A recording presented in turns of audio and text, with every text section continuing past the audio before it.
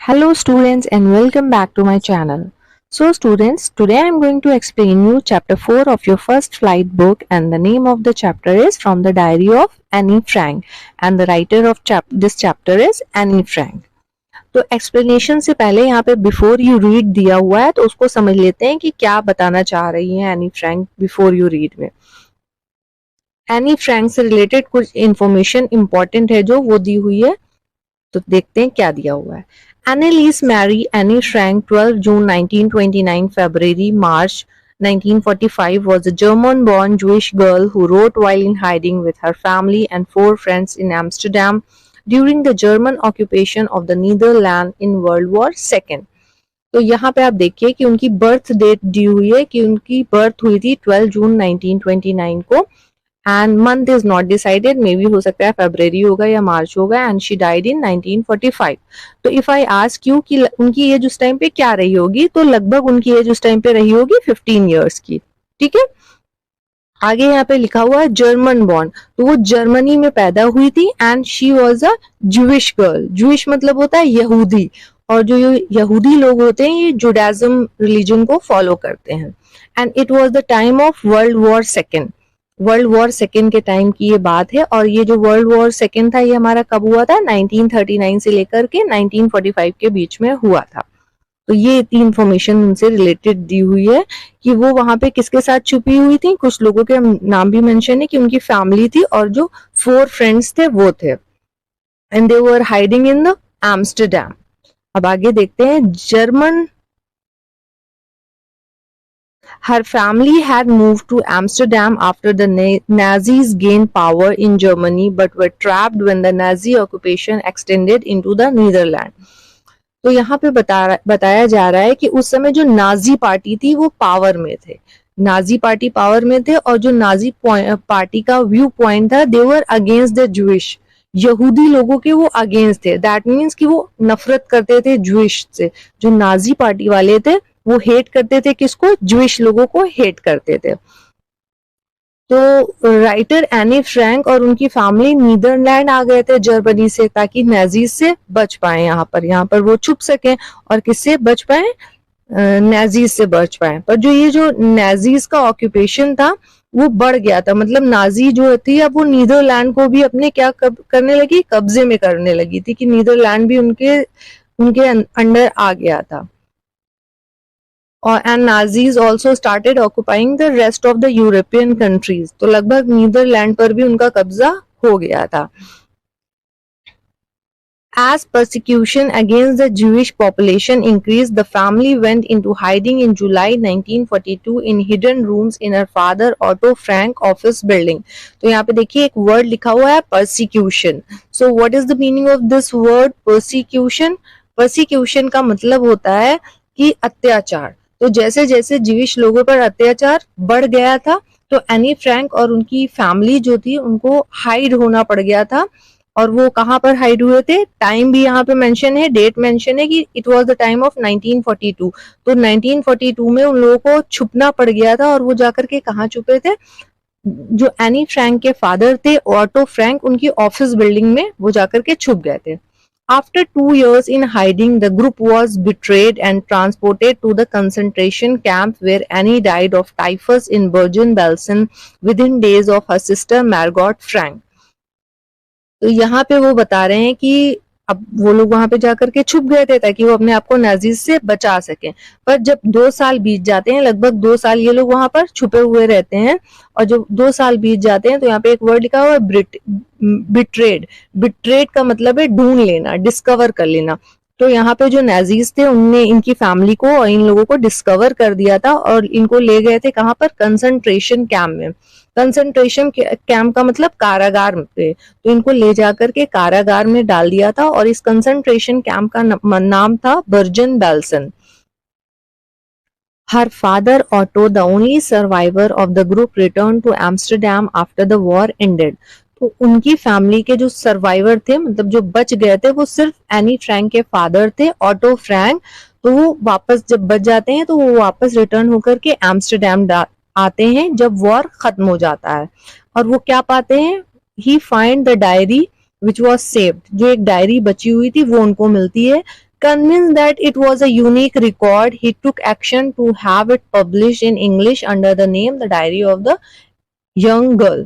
Convinced हो जाते हैं, उनको लगता है कि हाँ ये जो डायरी है एनी फ्रैंक की, ये एक यूनिक रिकॉर्ड है, इंपॉर्टेंट रिकॉर्ड है और इसको उन्हें पब्लिश करना चाहिए। और इस डायरी का वो जो नाम देते हैं जिसके अंडर वो पब्लिश कराते हैं, that name is the diary of a young girl.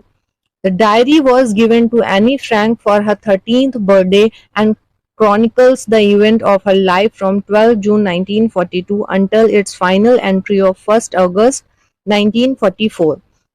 तो ये जो डायरी होती है ये एनी फ्रैंक को उनके 13th बर्थडे पे दी जाती है और 13th बर्थडे पे उनकी यानी कि उनका बर्थ ईयर मेंशन है as it is written here 1942। और आपको मैं स्टार्टिंग में भी दिखाती हूँ कि यहाँ पे लिखा हुआ है कि वो हुई थी किस टाइम, किस ईयर में पैदा, 1929 में।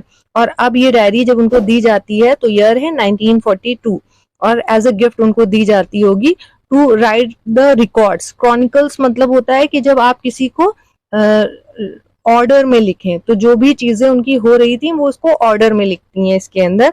और वो किस समय से किस समय तक का लिखती हैं, 1942 until it's final entry of 1st अगस्त 1944। 1942 से लेकर के 1944 के बीच में जो भी चीजें हुई थी वो उसमें नोट करती हैं। It was eventually translated from its original Dutch into many languages and became one of the world's most widely read books. तो जो लैंग्वेज थी जिसमें ये डायरी लिखी गई थी, it was in Dutch language. Dutch language में लिखने के बाद इसको बहुत सारी अलग अलग भाषाओं में भी ट्रांसलेट किया गया और ये वर्ल्ड में पूरे सबसे ज्यादा रीड करने वाली वन ऑफ द बुक थी। There have also been several films, televisions and theatrical productions and even an opera based on the diary। तो इस डायरी के इसके बेसिस पे बहुत सारे थिएटर्स में भी बहुत सारे शोज हुए, टेलीविजन पे भी ये टेलीकास्ट हुआ, ओपेराज हुए थे, ओपेरा मीन्स नाटक हुए थे। तो इस डायरी के बेस पे बहुत सारी ऐसी चीजें हुई थी। Described as the work of a mature and insightful mind. और ये डायरी पढ़ने के बाद आपको ये लगेगा कि ये जो लिखी गई है इसके अंदर बातें वो एक कोई किसी बहुत मैच्योर इंसान ने, और इनसाइटफुल माइंड मीन्स थॉटफुल, समझदार इंसान ने लिखा हुआ है। The diary provided N intimate examination of daily life under Nazis occupation. इस डायरी के थ्रू आप बहुत इंटीमेट मतलब क्लोज, तो आप क्लोजली जान पाएंगे कि कैसी जिंदगी थी ज्यूइश लोगों की अंडर द नाजीज ऑक्यूपेशन। जब वो नाजीज के अंडर थे तो वो लोग कैसे अपनी सरवाइव कर रहे थे, क्या चीजें थी जो डेली लाइफ में उनके चल रही थी। Annie Frank has become one of the most renowned and discussed of the Holocaust victims। और एनी फ्रैंक जो हॉलोकॉस्ट का मतलब होता है, यहाँ पे हॉलोकॉस्ट कहा गया है वर्ल्ड वॉर सेकेंड को, वैसे मीनिंग इसका होता है प्रलय। तो ये जो वर्ल्ड वॉर सेकेंड हुआ था उस टाइम के जो विक्टिम्स थे उनमें से एनी फ्रैंक जो थी वो वन ऑफ द रिनोव्ड मतलब बहुत ज्यादा पहचान वाली और जिनके बारे में बहुत डिस्कशन हुआ था वो एक मेंबर थी। आई होप कि आप लोगों को इतना एक्सप्लेनेशन समझ में आया होगा। Let's start the explanation of the chapter कि चैप्टर में एनी फ्रैंक क्या कह रही हैं। So it is written here, writing in a diary is a really strange experience for someone like me। Anne Frank कहती हैं कि डायरी लिखना किसी ऐसे मेरे जैसे इंसान के लिए एक बहुत स्ट्रेंज एक्सपीरियंस है, मतलब अजीब या अलग सा एक्सपीरियंस है। Not only because I have never written anything before, but also because it seems to me that later on neither I nor anyone else will be interested in the musing of a 13-year-old schoolgirl। अब वो ये कह रही हैं कि ये वजह ये नहीं है कि ये मेरे लिए स्ट्रेंज एक्सपीरियंस है कि मैंने कभी कुछ लिखा नहीं है, पर मेरे लिए स्ट्रेंज एक्सपीरियंस इसलिए है क्योंकि एक 13 इयर्स की मतलब 13 इयर्स की एक छोटी सी बच्ची होगी, तो 13 इयर्स की लड़की एक स्कूल गर्ल के लिए ने अगर कोई चीज लिखी होगी तो उसमें ना तो मैं ही इंटरेस्टेड हूं उसको पढ़ने में एंड नीदर एनीवन एल्स, और कोई दूसरा इंसान भी उसको पढ़ना नहीं चाहेगा। म्यूजिंग मीन्स थॉट, तो कोई भी नहीं interested in the musing of a 13-year-old school girl, तो कोई भी इंटरेस्टेड नहीं होगा कि एक 13 साल की बच्ची की थॉट्स में क्या क्या चीजें आ रही हैं उसको पढ़े। Oh well, it doesn't matter. पर कोई फर्क नहीं पड़ता है. I feel like writing and I have an even greater need to get all kinds of things off my chest. कह रही है मुझे कोई फर्क नहीं पड़ता है, मुझे लग रहा है कि मुझे लिखना चाहिए. To things get off my chest, मतलब उनके दिल पर एक बोझ है और वो उस बोझ को हटाना चाहती हैं by writing a डायरी. तो डायरी में वो अपने सारे दिल की बात कर देंगी तो उनके दिल से जो ये एक बोझ है वो हट जाएगा. Now she says here, paper has more patience than people. और मुझे लगता है ये जो एक यहाँ पे लाइन दी हुई है ये बहुत ही प्यारी लाइन है. वो कहती है कि पेपर के पास ज्यादा पेशेंस होता है देन पीपल. लोग आपसे थक जाते हैं, आपसे परेशान हो जाते हैं. They are not interested in listening you. उनको लगता है कि whatever you are saying that is not needed for them. पर यहाँ पे पेपर जो है वो ऐसा बिल्कुल नहीं करता है. आपके मन में जो भी आ रहा है you can write on a paper. तो वैसे ही वो यहाँ पे कह रही है paper has more patience than people. I thought of this saying on one of those days when I was feeling a little depressed and was sitting at home with my chin in my hand, bored and listless, wondering whether to stay in or go out. ये कहती हैं ये thought मेरे दिमाग में आया, ये बात मैंने उस दिन कही जिस दिन मैं बहुत डिप्रेस्ड फील कर रही थी. कुछ कोई भी रीजन होगा that she was feeling depressed. तो वो उस दिन बहुत डिप्रेस्ड फील कर रही थी और वो अपने घर पर थी, अपने चिन पे अपने हैंड्स को रखे हुए थी, बहुत ही बोर्ड फील कर रही थी, लिस्टलेस फील कर रही थी. Meaning of listless is given here with no energy और इंटरेस्ट. मतलब जब आपके अंदर कोई एनर्जी ना रह जाए, आप किसी चीज में बिल्कुल इंटरेस्टेड ना हो. तो उस टाइम पे ये सारी फीलिंग्स थी. Wondering whether to stay in और गो आउट. और वो ये सोच रही थी कि वो घर में रहें कि बाहर जाकर के खेलें. I finally stayed where I was brooding. कह रही है कि मैं वहीं रह गई जहां पे मैं ब्रूडिंग कर रही थी. ब्रूडिंग मीन्स डीप थॉट, मतलब बहुत गहरी सोच. तो कह रही थी कि मैंने फाइनली डिसाइड किया कि मैं यहीं रहूंगी और जो अपनी गहरी सोच में थी वहीं पर. Yes, paper does have more patience, and since I am not planning to let anyone else read this stiff-backed notebook grandly referred to as the diary unless I should ever find a real friend. वो कह रही है कि हाँ बिल्कुल ये बात सही है कि पेपर के पास ज्यादा पेशेंस होता है. और कह रही है कि वो I am not planning to let anyone else read this. मतलब उनका अभी ऐसा बिल्कुल भी प्लान नहीं है कि स्टिफ बैग नोटबुक जो है, मतलब जो मोटी जिसके ऊपर जिल्द है जिस नोटबुक की, जिसको उन्होंने कहा है एज अ डायरी. जो डायरी होती है, आपने डायरी को देखा होगा, उसके ऊपर एक हार्ड पहली जो उसका जिल्द होती है वो बहुत हार्ड होती है. तो कह रही है कि वो जो हार्ड जिल्द वाली बुक है, नोटबुक है जिसको उन्होंने डायरी कहा है, तो कह रही है मैं उसको किसी को रीड नहीं करने दूंगी जब तक कि मुझे लाइफ में कोई रियल फ्रेंड नहीं मिल जाएगा. दैट मीन्स इससे आप जान सकते हैं कि अभी तक उनकी लाइफ में कोई रियल फ्रेंड नहीं है and she is waiting for that real friend. It probably won't make a bit of difference. और कहती हैं वो कि इससे ज्यादा कुछ फर्क भी नहीं पड़ने वाला है. Now I am back to the point that prompted me to keep a diary in the first place. I don't have a friend. तो कह रही है कि अब इसी की वजह से मुझे प्रॉम्प्ट किया है, मतलब मुझे लिखने पे मजबूर किया है कि मैं लिखूं, क्योंकि उनकी लाइफ में कोई एक रियल फ्रेंड नहीं है, इसलिए she started writing a diary. Let me put it more clear, since no one will believe that a 13-year-old girl is completely alone in the world.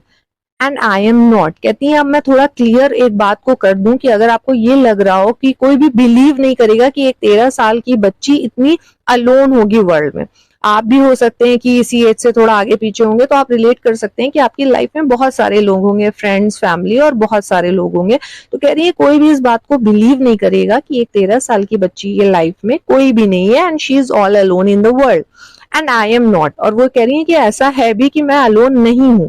I have loving parents. उनके पास एक प्यार करने वाले parents हैं and a 16-year-old sister. उनकी एक 16 साल की बहन है. And there are about 30 people I can call friends. और कह रहे हैं कि लगभग 30 लोग हैं जिनको मैं अपना दोस्त कह सकती हूँ. I have a family, loving aunt and a good home. मेरे पास फैमिली है, एक प्यार करने वाली आंटी है और एक प्यारा सा घर भी है. No, on the surface I seem to have everything except my one true friend. कह रही है अगर ऊपर ऊपर देखा जाए तो मेरे पास सब कुछ है. क्या छोड़ करके? एक्सेप्ट मीन्स छोड़ करके. तो एक्सेप्ट वन ट्रू फ्रेंड, उनके पास सब कुछ है. All I think about when I am with my friend is having a good time. कह रही है कि जब मैं अपने दोस्तों के साथ होती हूँ तो जो मैं सोचती हूँ ये सोचती हूँ कि मैं उनके साथ enjoy करूँ, to have a good time with them. I can't bring myself to talk about anything but ordinary everyday things. कह रही मैं उनके साथ जब रहती हूँ तो ordinary things like talking about some games और जो भी चीजें बच्चे सोचते हैं वही बातें वो करती हैं। We don't seem to be able to get any closer and that's the problem. कह रही है मेरे साथ प्रॉब्लम यही है कि I am not that much close to them कि मैं उनसे एक खेल कूद की ये जो नॉर्मल ऑर्डिनरी बातें होती हैं इनसे ज्यादा कुछ बात कर सकूं। आप अपने आप को इससे रिलेट करके देखिए कि आपकी लाइफ में भी आपके फ्रेंड्स होंगे, फैमिली होगी, हर कोई होगा, तो आप उनसे बहुत सारी बातें शेयर भी करते होंगे। पर हो सकता है कि आपके साथ ऐसा हो कि भाई मेरे साथ तो बिल्कुल भी नहीं है ऐसा, I can share my things with my friends also, with my family also. पर एनी फ्रैंक के पास एक ऐसा फ्रेंड नहीं था जिससे वो अपनी प्रॉब्लम शेयर कर सके, उससे वो सिर्फ अपनी ऑर्डिनरी बातें शेयर करती थी। Maybe it's my fault that we don't confide in each other. कह रही है हो सकता है ये मेरा फॉल्ट होगा, मेरी गलती होगी कि मैं confide means to tell personal things privately to a person that one trust. मतलब आप कन्फाइड का मतलब होता है कि जब आप अपनी पर्सनल बातें किसी से प्राइवेटली बताएं जिसके ऊपर आप भरोसा करते होंगे। जाहिर सी बात है कि आप अपनी पर्सनल बातें अगर किसी को बता रहे हैं that means you are trusting that particular person. तो कह रही है कि मेरी लाइफ में ऐसा कोई नहीं है।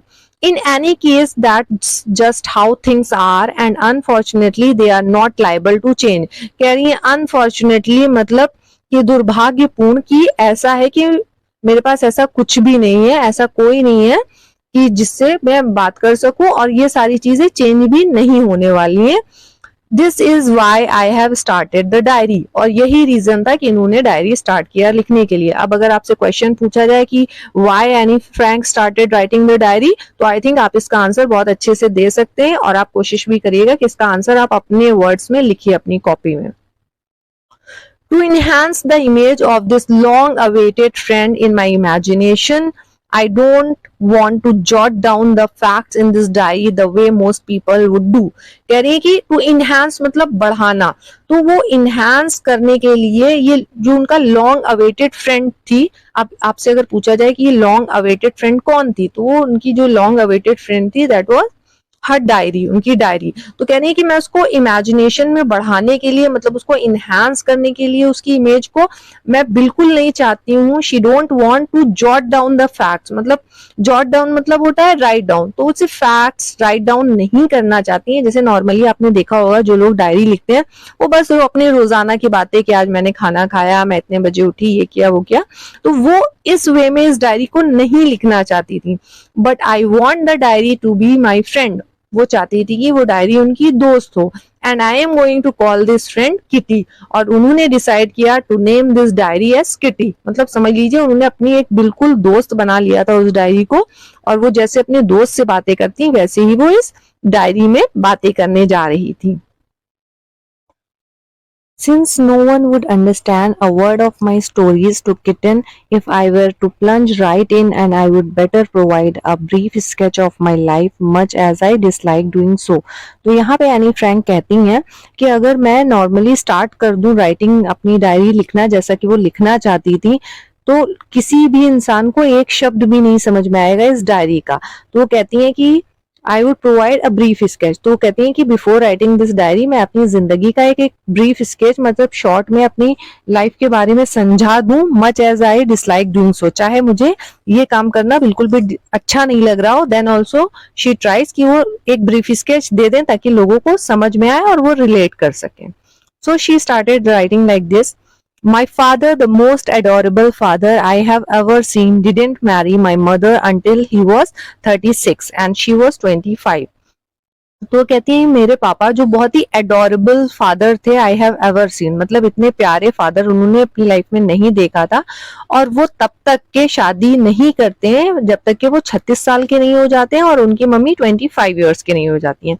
तो यहाँ पे ये लोगों के बोलने का तरीका है। नॉर्मली अगर मुझसे कोई पूछता है ये बात तो मैं ये कहती कि मेरे मम्मी पापा की शादी तब हुई थी जब मेरे फादर 36 इयर्स के थे और मेरी मम्मी 25 इयर्स की थी।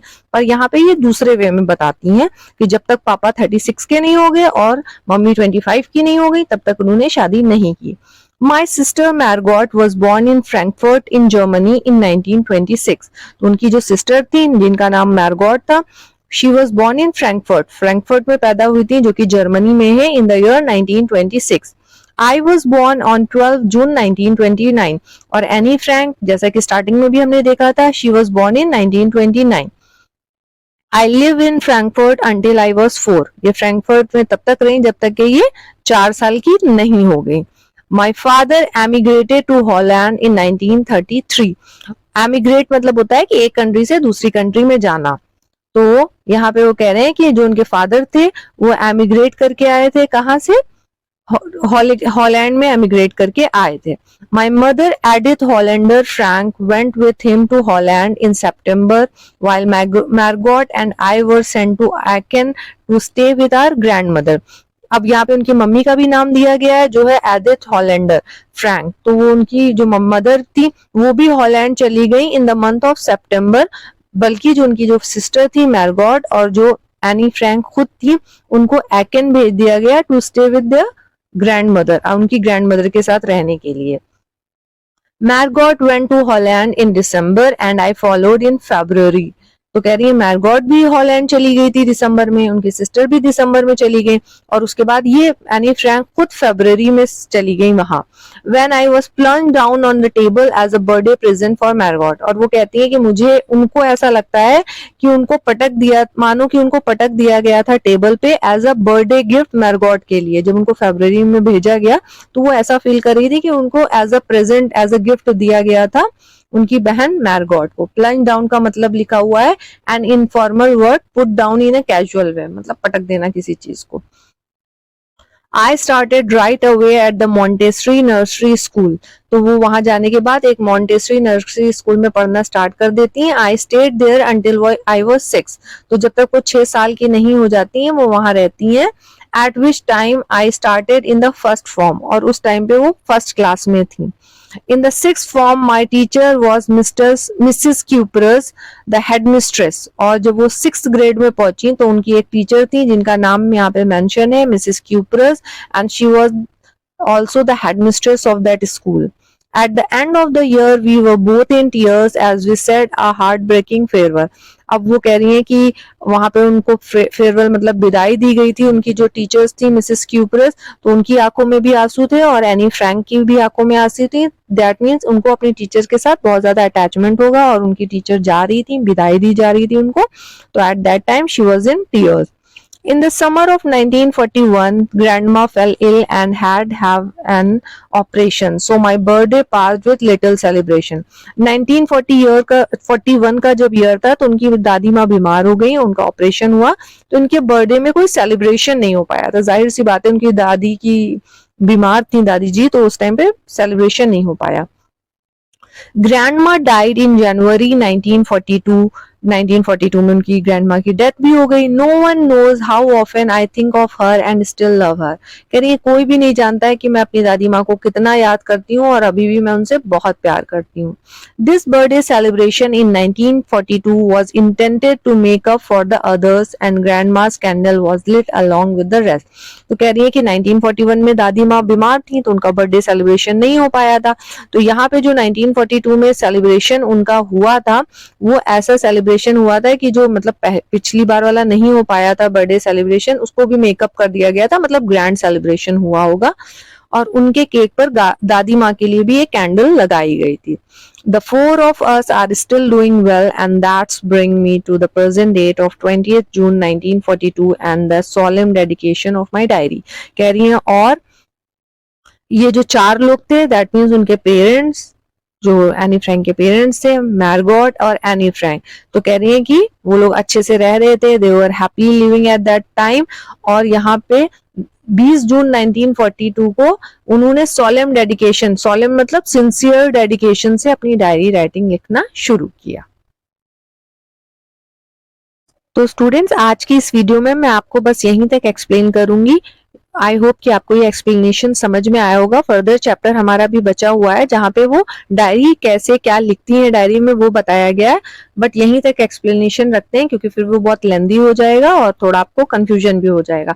तो आप इसको अच्छे से समझने की कोशिश करिएगा. मैंने भी बिल्कुल कोशिश किया कि आपको अच्छे समझ में आ जाए, और अगर आपको समझ में आया है तो please like my channel and share it with your friends also. Okay, so bye everyone and take care.